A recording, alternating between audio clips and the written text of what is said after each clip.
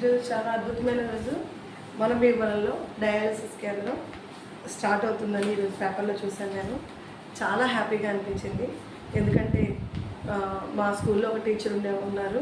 వాళ్ళ ఫాదర్కి kidneys problem వస్తే తను అస్తమానం ఏలూరు అది తీసుకెళ్లాల్సి వస్తే ప్రతిసారి 3,000 లేకపోతే 3,000 నుంచి 5,000 వరకు ఉంటే కానీ డయాలసిస్ అయ్యేది కాదు. వారానికి ఒకసారి వెళ్ళాల్సి వచ్చేది. వాళ్ళు చాలా కష్టాలు పడ్డారు నాన్నగారితో. ప్రతిసారి వెళ్ళాలంటే సమయానికి డబ్బులు దొరక్క, అలాగే అంత దూరం ప్రయాణించడంలో ఆయన పడిన కష్టాలు ఇవన్నీ తెలుసుకుని ఆమె చాలాసార్లు అందరి ఎమ్మెల్యే దగ్గరికి వెళ్ళడం, కలవడం, ఎలా అయినా సరే మా నాన్నగారికి వైద్యం చేయించడానికి ఆమె ఎంతో కష్టపడ్డారు. అది చూసినప్పుడు మేమందరం చాలా బాధపడేవాళ్ళం. ఒక్కొక్కసారి అయితే కళ్ళల్లోంచి నీళ్లు అలా దారంగా కారిపోయాయి అంతే. అంటే ఏమీ చేయలేని పరిస్థితి మాది. ఎందుకంటే కొన్ని పనులు మనం చేయగలం, కొన్ని కేవలం డాక్టర్స్ మాత్రమే చేయగలం. కొన్ని డబ్బుతో కూడిన వ్యవహారాలు, అవి మనం కొన్ని చేయగలం, కొన్ని చేయలేం. అలాంటి పరిస్థితుల్లో ఏం చేయాలో అర్థం కాక అందరూ సతమతమయ్యేవాళ్ళం. అందరూ ఎన్నో దేవుడికి దండ పెట్టుకునేవాళ్ళం, ఎలాగైనా భీమవరంలో డయాలసిస్ కేంద్రం రావాలి అని. అలాగే కనిపించిన జర్నలిస్టులందరికీ చెప్పేవాళ్ళం, కొంచెం డయాలసిస్ మీద మనకు చాలా అవసరం ఉంది, దీని గురించి మీరు పేపర్లో ఏదో విధంగా రాయండి అంటే 2-3 సార్లు పేపర్లో కూడా వాళ్ళు ప్రచురించడం జరిగింది.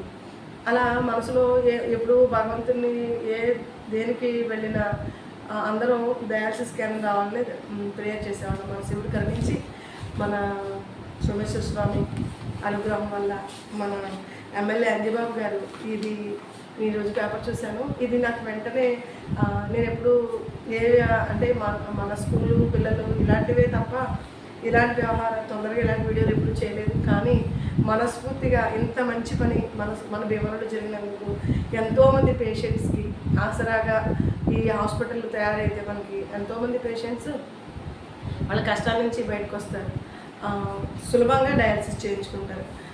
ఇది చాలా మంచి పని. అసలు మన భీమవరానికి చాలా అవసరమైంది. ఎన్నో సంవత్సరాల నుంచి ఎన్నో కుటుంబాల వాళ్ళు ఎదురు చూస్తున్నది అనమాట ఈ సందర్భంగా. అలాగే దీనిలో దాతలు కూడా దీనికి సహకరించారు. వాళ్ళందరికీ శతకోటి వందనాలు.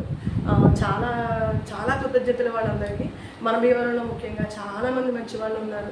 ఏ మంచి పని చేసినా సహకరించే వాళ్ళు చాలామంది ఉన్నారు. కానీ వాళ్ళు ఎప్పుడు వెలుగులోకి రాదు, ఏ పేపర్లోనూ కనిపించరు. కానీ ఇలా దాతల సహకారం అనే మాట మాత్రం మనకు తెలుస్తూ ఉంటుంది. దీని వెనకాల ఉన్న దాతలందరికీ వేల కృతజ్ఞతలు. అలాగే భీమవరంలో ఇంకా చాలా నిరుపేదలకి చాలా సమస్యలు ఉన్నాయి.